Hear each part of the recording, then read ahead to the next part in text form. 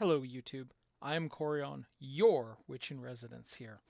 And I wanted to talk to you about Black Panther. Now, there's a whole bunch of stuff dealing with politics and race and countless other things that have already been discussed by every channel in existence, and it's frankly been done to death. But here's what I want to talk about.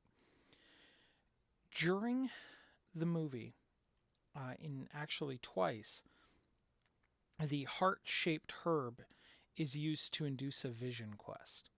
Now, when it comes to the politics of colonialization, racism, all those sorts of things, I'm not your guy. But when it comes to vision quests, that that is something I think we can work on.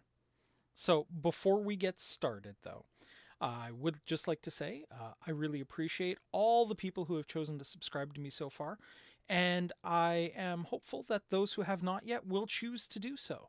There should be a subscribe button right down there, and if you go ahead and click on the bell icon, you'll get notified when I put up a show, which will include transmissions from the Rogue Council, which is my special, for lack of a better term, woo woo series dealing with all things paranormal and generally odd.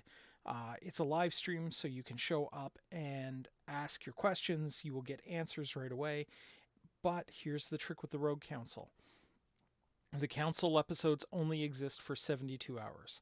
Then you can catch a highlight reel on the Writer Brothers, but otherwise they vanish from the internet, never to be seen again. Unless, of course, you catch them while they're on. Now, with that obligatory ritual out of the way, let's dive into vision questing. Now, in the show, our main character perceives a vision where he sees the previous Black Panthers as actual panthers around a tree, presumably his family tree, and he hears the things that he needs to hear. Now, in real life, vision questing is not usually so straightforward on the metaphors. Now, vision questing is one way, especially with using herbal intoxicants, sacred plants, that sort of thing, is one way to perform a vision quest. Another way usually is either through exhaustion, rhythmic dancing, what have you. One can do it through excessive physical wear, like, for example, there are communities that use sweat lodges to do a similar concept. But the idea is the same. You push your physical body to the limit so that your physical body is now no longer focusing on the actual acts in front of you. There are a couple of really good examples of cultures that still do this today. Some of my very good friends are Silphi, and they use either rhythmic dancing or concussive impact routinely administered to generate that state where the body is overtaxed and is not sending you deep messages or stress hormones or anything like that, and your mind is free to travel into the subconscious, and the subconscious, along with whatever spirituality you believe, helps form the message to you.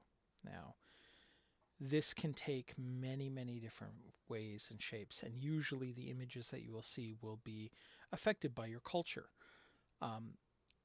It used to be that people raised, for example, in a more witchcrafty kind of tradition would see traditional cultural pieces that you would associate with craft, nature spirits, small creatures, or perhaps even divine beings that would provide guidance. Modern day, I've actually seen an interesting trend, which, believe it or not, is people who have been raised in the pop culture actually seeing pop culture references in their visions. So, for example, if they needed to see heroic acts and whatnot, they may see a Captain America or even, who knows, a Black Panther like figure acting in a heroic fashion for them to pick up on some cue from. The key with vision quests is always the learning to interpret the signs correctly and interpret what you see. I highly recommend Jungian archetypes for this. I know this is getting a little highbrow here, but the basic concept remains that what you're seeing is not a direct representation of reality. Okay? It's what your subconscious can explain it as with the information that you're receiving. Now, when I do this sort of thing, I drop myself into a deep meditative state through intense focus. I've been doing deep lower meditation for ages. And I do 100% recommend, if you want to take that route, which I would argue is probably one of the safer routes to this kind of questing.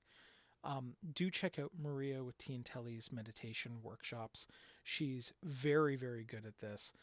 She gives people who are looking to start on a path of focus and meditation a really good place to start. So please, please check her out. I do have a link to the channel, to her channel, in the description. Please go check her out if that's what you're interested in. Psychoactive herbs can be used. I tend to shy away from this, although I have done it before, but I tend to shy away from it because there is a danger in getting addicted to chemicals your body doesn't naturally produce. Now, some people can handle it, some people can't. It's nothing about a person's character. It has everything to do with how their brain is wired. I personally don't want to take the risk, given the amount of vision questing I have to do for my work, that I would wind up becoming dependent on those chemicals. So I try to avoid it, but when the need is there, I will, do that sort of thing. I'm 100% not going to be giving away any sort of the recipes that we would use to create these sort of things. If you want that kind of knowledge, I highly recommend going through the spiritual work necessary to get that kind of knowledge. Again, rhythmic dancing, also another very, very good one. You see this in many, many tribal cultures, and we've seen it on films such as Dances with Wolves. Even in Boba Fett, we saw something similar with the rhythmic dancing there. What can happen is for long, drawn-out periods where you're dancing, say, around a fire and the drumming is going, it allows your mind to kind of blank out. There are several cultures that use this. Specifically, one of the ones that I'm personally thinking of is the Yoruban culture, which is from Africa and actually would be very comparable to the religions that we're seeing played out in Black Panther. So if one wanted to go through a vision quest that way, the rhythmic dancing, getting into a beat, getting into a sway, and letting your conscious mind go is an excellent way to do it, but I do recommend having somebody to watch you just in case you get too far deep in and you need somebody to help you come out. One of the other techniques that is sometimes used is rhythmic impacts on the body. There's an excellent book called Radical Ecstasy. I highly recommend checking it out if that path interests you.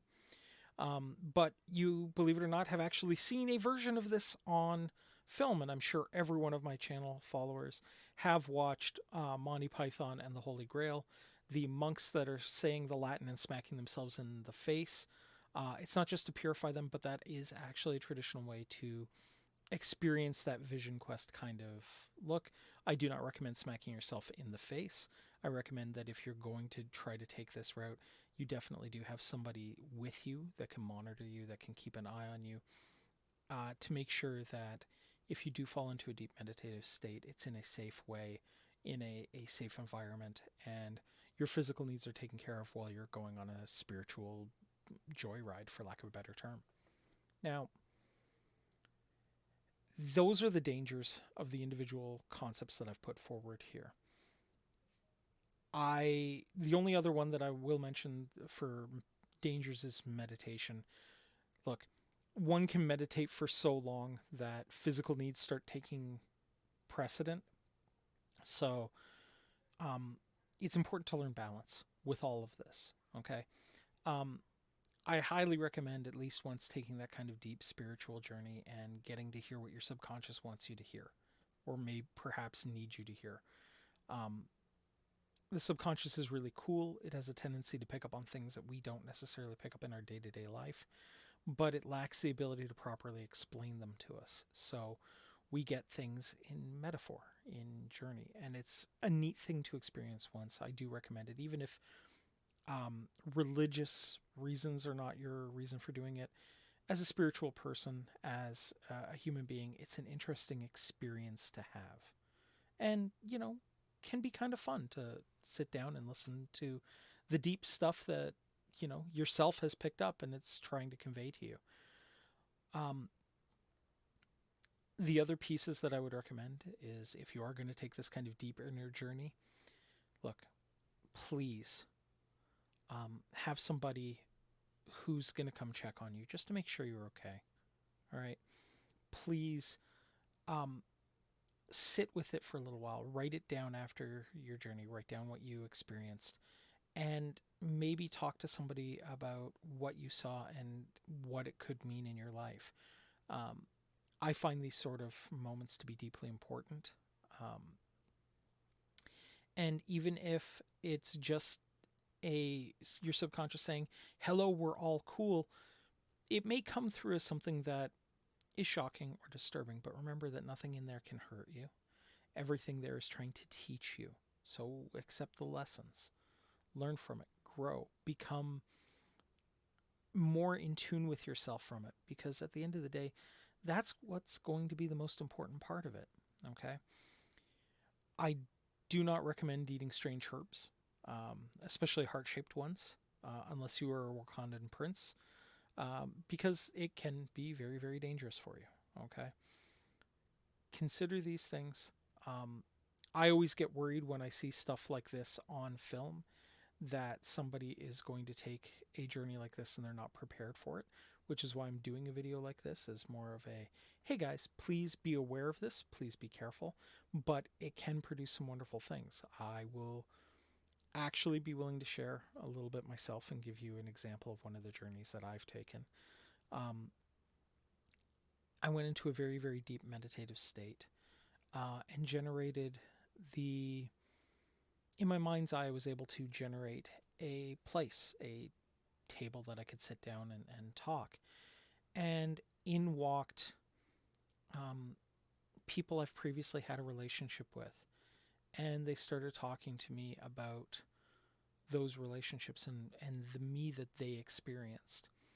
And it was interesting to me because it got me thinking about all the people that I've touched, all the people that have touched me, and who I was to them versus who I feel I am now.